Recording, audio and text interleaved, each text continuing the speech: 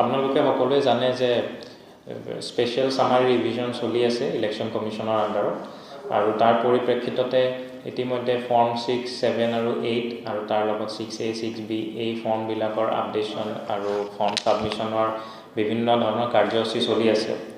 সেই সংক্ৰান্ততে আমি special registration camp কেইটামান আমি আয়োজন কৰিছোঁ আৰু সেইকেইটা আমাৰ এডুকেশ্যনেল ইনষ্টিটিউশ্যনবিলাকত কৰিছোঁ যাতে নতুন ভোটাৰ আমি যিমান পাৰোঁ আৰু ভোটাৰ লিষ্টত অন্তৰ্ভুক্ত কৰিব পাৰোঁ।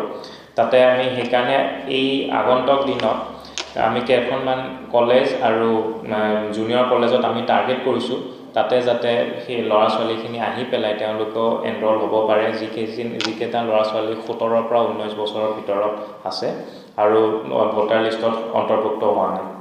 এই সম্পৰ্কে 30 নৱেম্বৰ তাৰিখে অৰ্থাৎ আজি আমি জনতা কলেজ চেৰপাংগুৰিত এটা ভোটাৰ স্পেচিয়েল ৰেজিষ্ট্ৰেশ্যন কেম্প এটা আয়োজন কৰিছোঁ। অহা 1 ডিচেম্বৰত গোসাইগাঁও কলেজত এটা কেম্প আয়োজন কৰা হৈছে আৰু 3 ডিচেম্বৰত গোবিন্দ বসুমতাৰী কলেজত আমি কেম্প এটা আয়োজন কৰিছোঁ। ইয়াৰ উপৰিও আমি আৰু এডুকেশ্যনেল ইনষ্টিটিউট বা শিক্ষা অনুষ্ঠান প্ৰতিষ্ঠানত আমি যোগাযোগ কৰিছোঁ যাতে আৰু আমি তেনেকুৱা ধৰণৰ কেম্প পাতিব পাৰোঁ আৰু ল'ৰা ছোৱালী আৰু যিমান পাৰোঁ আমি অন্তৰ্ভুক্ত কৰিব পাৰোঁ। আমি এইটো অনুৰোধ জনাইছোঁ যদি তেনেকুৱা কোনোবা কৰ্তৃপক্ষ আছে যিয়ে আমাৰ লগত যোগাযোগ কৰিব খুজিছে, তেওঁলোকৰ কলেজ বা বিদ্যালয়ত যদি এনেকুৱা কেম্পৰ আয়োজন কৰিব খুজিছে তেওঁলোকেও আমালৈ যোগাযোগ কৰিব পাৰে। আমি এইকেইদিনৰ ভিতৰতে অৰ্থাৎ এইকেইদিনৰ ভিতৰতে আমি স্পেচিয়েল ৰেজিষ্ট্ৰেশ্যন কেম্পৰ আয়োজন কৰিম। মেইনলি ফৰ্ম 6 আৰু আমাৰ 9 তাৰিখটোৱে হ'ল 9 ডিচেম্বৰে হ'ল আমাৰ লাষ্ট ডে।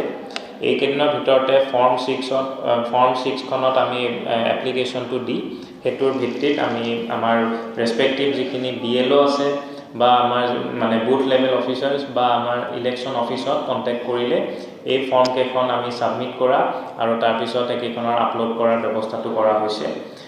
এইখিনি মই ৰাইজলৈ অনুৰোধ কৰিলোঁ যে তেওঁলোকে যাতে এই কেম্পৰ লগত আৰু লগতে আমাৰ স্পেচিয়েল সামাৰী ৰিভিজন যিটো 9 ডিচেম্বৰলৈ আছে তাতে যাতে তেওঁলোকে যিমান পাৰে ফুল পাৰ্টিচিপেশ্যনটো কৰে, সম্পূৰ্ণৰূপে যোগদান কৰে যাতে আমাৰ ভোটাৰ লিষ্টৰ তালিকাখন যিমান পাৰোঁ আমি পূৰা আপ টু ডেট কোনো ভুল নথকাকৈ আমি বনাবলৈ পাৰোঁ আৰু যিখন আমাৰ 5 জানুৱাৰী তাৰিখে ৰিলিজ হ'ব।